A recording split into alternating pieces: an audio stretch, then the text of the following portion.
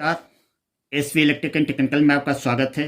आज हम लोग सीखेंगे वॉच टाइमर के जो है कनेक्शन करना, वो भी 7 तार वाले के कैसे करेंगे। आप ये देखेंगे हमारे सामने ये वॉच टाइमर है और इसमें तार निकले हैं 7, 3 इधर हैं और 4 इधर हैं। अगर ये इधर रहेगा, अब पलट देंगे तो इस तरीके से कुछ आएगा।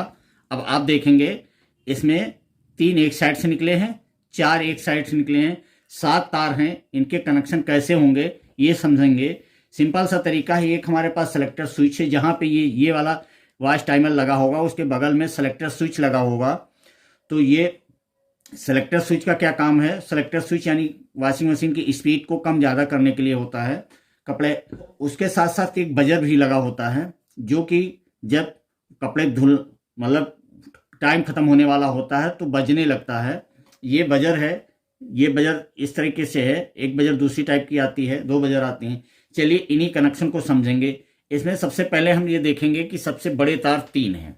ये आप देखेंगे ये 3 तार सबसे बड़े तार हैं। ये कहने का मतलब ये है, ये ऊपर से नीचे उतर करके मोटर के पास आएंगे। उनमें कौन कौन तार जुड़ेंगे ये हम जान लेंगे। तो सबसे पहले हम ये सीख लेते हैं। इसमें जो है आप देखेंगे कि कौन किसका तार है, यानी कि थिम्बल लगे हुए 1, 2 और इधर 2 हैं, यानी 4 तार आपके थिम्बल लगे हुए हैं। अब बचे 3 तार आपके लंबे वाले बचे। तो सबसे पहले ये तार जो है किनारे वाला, एक तरफ जहां 3 तार निकले हैं वहां से सबसे पहले किनारे वाला जिसमें थिम्बल लगा हुआ है, ये बजर में चला जाता है। ये बजर में चला गया दोस्तों, इस तरीके से। अब देखेंगे यहां मैंने बजर में रख दिया, इसको छोड़ दिया। और अब बजर को न्यूट्रल भी चाहिए। न्यूट्रल यहां से दूसरा चला जाता है नीचे उतर करके, यानी कि ये बजर तभी बजेगी, इसको न्यूट्रल भी चाहिए। अब बचते हैं इसके बगल वाला तार, देखेंगे ये भी थिम्बल लगा हुआ है। ये आपका इस टाइम यानी सेलेक्टर स्विच का टाइम मतलब वो कॉमन तार होगा। सेलेक्टर स्विच का कॉमन, यहाँ 2 एक पास निकले हुए, एक अलग निकला हुआ है, तो इसका ये कॉमन हो गया दोस्तों। इस तरीके से इसमें ये जुड़ जाएगा।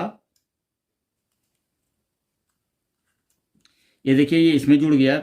अब इसके इस साइड में देखेंगे 2 और तार थिम्बल लगे हुए हैं। ये देखेंगे 2 तार थिम्बल लगे हुए हैं। ये इसमें लग जाएंगे सेलेक्टर स्विच में दोनों। ये देखिए इसमें लग गए। अब ये 3 तार का काम खत्म हो गया।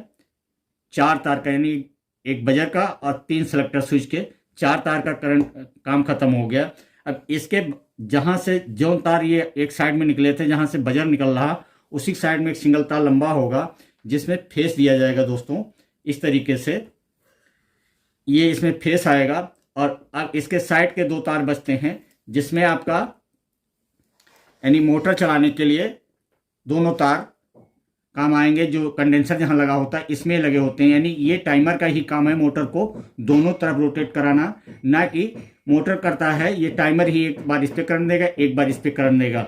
चलिए इसको हम आपको चेक करके दिखा देते हैं। तो चेक करने के लिए इसमें हमने फेस दे दिया और एक न्यूट्रल दे देते हैं। चलिए अब इसके हम कनेक्शन समझ लेते हैं। कनेक्शन करके ये बजर है और बजर में एक फेस उधर से आ गया। अब इसमें हमको न्यूट्रल देना, कनेक्टर नहीं है दोस्तों, थिम्बल नहीं है, इस वजह से मैं तार बांध दे रहा हूँ चेक कराने के लिए आपको।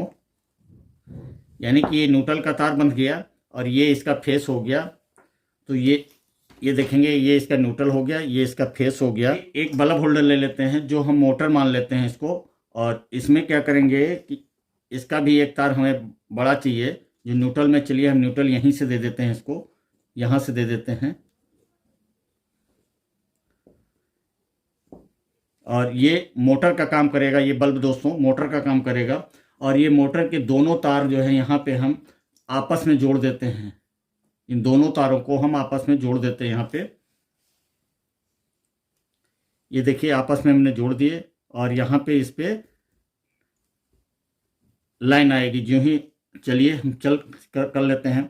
अब इसके टाइमर को हम ऑन करते हैं। जो ही टाइमर को ऑन करेंगे तो हमारा जो है मोटर चलने लगेगा। ये देखिए एक बार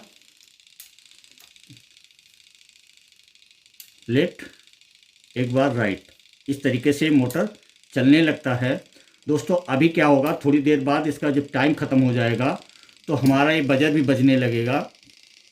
यहाँ तक आप समझ गए होंगे। तो थोड़ी देर वेट करते हैं जिससे कि हमारा बजर बजने